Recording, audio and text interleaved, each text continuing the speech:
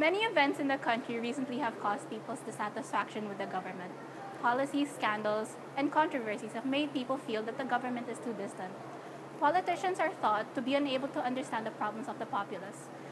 But people forget the importance of the government and how it influences the development of the state. We have to ask, what is the government and what does it do? According to political scientist Robert Jackson, the government is defined as the organization of people for the resolution of dispute and conflict.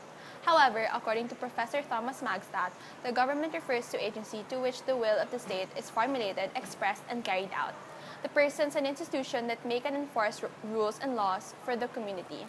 This is a lot of jargon that few people really understand, but what does the government really do? Government empowers other sectors to strengthen the state by instituting policy and making decisions, can influence other sectors and their actions. The government's role in the social contract is to uphold the rights of individuals by securing and maintaining social order and public safety. If they fail in their role, people and various sectors of society have the right to hold them accountable.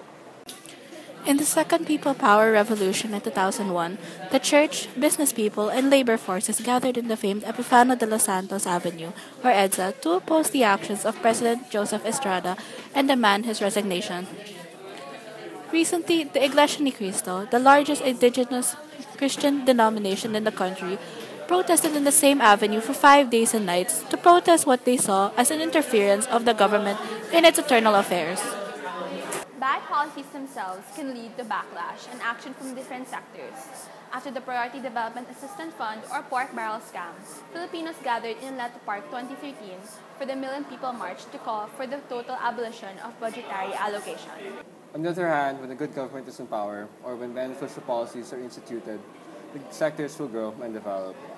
Foreign investors will be willing to fund local industries, other states and nations will be interested in cooperation and trade. If their fiscal and monetary policy is economically sound, and the government succeeds in lowering inflation tax rates, consumers will be empowered to buy more. If the government provided universal quality healthcare and education, more people will send their children to public schools and use public hospitals. None of this would ever matter, however, without cooperation of all agents of the state. The government needs the cooperation of various sectors in the development and fulfill its functions and duties.